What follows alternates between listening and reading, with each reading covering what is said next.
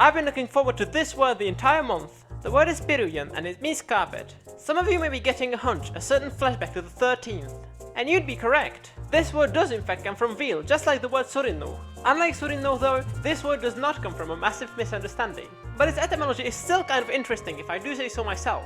You see, the Virad live a nomadic lifestyle, staying in large tents somewhat reminiscent of yurts or gers throughout the summer, and in igloo-like structures which provide more insulation in the winter, so their floors aren't really the best insulated. And because of this, carpet making is really important to them.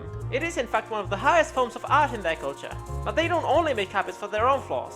Virad carpets are extremely sought after and became one of the most prized trade goods. So much so that the veal word for carpet, pirújun, which originally entered Kolic as meaning carpet from the Virad, over time took over the original Kolic word for carpet. My favorite thing about this word, however, is how it ended up with the diminutive gender. You see, even though pirújun is written with a T, you might not necessarily hear it there. It's not entirely silent, but it is unreleased. That means that the tongue is put into position to pronounce the T, but the little explosion of air that defines plosives just never comes. The unreleased plosive still affects the surrounding vowels though, and it is revealed when a suffix is added to the word. Anyway, this unreleased T meant the Kolic heard the word espiruju. That is very similar to a suffix that the Kolic were very familiar with, yun. So even though there's nothing diminutive about Virad carpets, they are in fact often extremely large, the word ended up as the diminutive pirújun just because of how it sounded.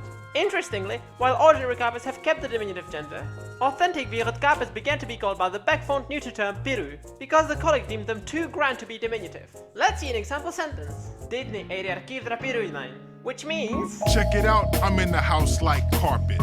I've been Rosie, tune in tomorrow on the 21st of Lexember for a word that's very important for the Kolic culture.